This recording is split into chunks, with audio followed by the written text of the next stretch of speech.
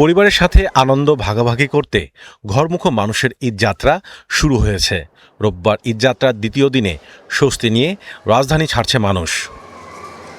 সকাল থেকেই কমলাপুর রেলওয়ে স্টেশনে ছিল যাত্রীদের ভিড়। যাত্রা নির্বিঘ্ন রাখতে নেওয়া হয়েছে বিশেষ নিরাপত্তা ব্যবস্থা। সারাদিন কমলাপুর স্টেশন থেকে ছেড়ে যাবে 43টি ট্রেন। যাত্রা স্বস্তিদায়ক করতে এবার চালু করা হয়েছে 10টি বিশেষ ট্রেন, যা আজ থেকে চলাচল শুরু করেছে। আমি রংপুর যাচ্ছি, আমার বাসা হচ্ছে কুড়িগ্রাম। আমি চট্টগ্রাম থেকে আসছি, তো আশা করি ভালোভাবে এটা কাটবে ইনশাল্লাহ। যাওয়ার ইচ্ছাটা এবার অনেক বেশি ছিল, তাই যাচ্ছি। সবার সঙ্গে দুষ্টুমি করব, সবার থেকে সালামি নিব। এদিকে সকালে কমলাপুর রেলওয়ে স্টেশন পরিদর্শন করেছেন রেলমন্ত্রী। এ সময় তিনি সার্বিক প্রস্তুতি পর্যবেক্ষণ করেন। পরিদর্শন শেষে মন্ত্রী বলেন, এবারে ঈদযাত্রা স্বস্তিদায়ক হবে বলে আশা করছে সরকার। যা আছে তাই নিয়ে আমরা চেষ্টা করছি, আমি মনে করছি স্বস্তির হবে।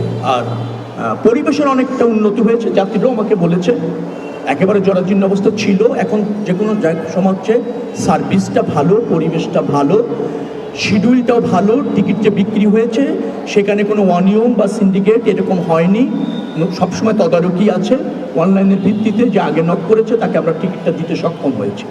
এক্সপার্ট ইঞ্জিনিয়ারদের দক্ষ হাতে দেশের মানুষকে প্রতিদিন সুরক্ষিত রাখার প্রত্যয় নিয়ে এলো সেফ সার্কিট ব্রেকার। সড়কপথে রাজধানী ছাড়তে শুরু করেছে ঘরমুখো মানুষ। ফলে বাস টার্মিনালগুলোতে বাড়ছে যাত্রীর চাপ। যাত্রীর তুলনায় বাসের সংখ্যা কম থাকায় দীর্ঘ সময় অপেক্ষা করতে হচ্ছে। আমি যাব ময়মনসিংহ, প্রায় 9টা থেকে দাঁড়ায় আছি। ওনারা বলতেছে যে বাস আসতেছে। এখানে প্রায় 30 মিনিটের উপর ধরে অবস্থান করতেছি, তো টিকিট তো এখনো দেয় নাই। কাউন্টারে টিকিট আছে মেবি। বিরাবিরি ঠেলে যাওয়াই তো মজা, মানে বাড়িটা নিজের আত্মীয় স্বজনের সাথে দেখা করা এটা তো কষ্ট। ভাড়া ঠিকঠাকই আছে, মোটামুটি ভাড়া বাড়ায়নি। যাত্রীদের নিরাপত্তা নিশ্চিত করতে কাজ করছে পুলিশ, র্যাব সহ আইন শৃঙ্খলা বাহিনীর বিভিন্ন সংস্থা। Mahmudul Hasan, star news, Dhaka.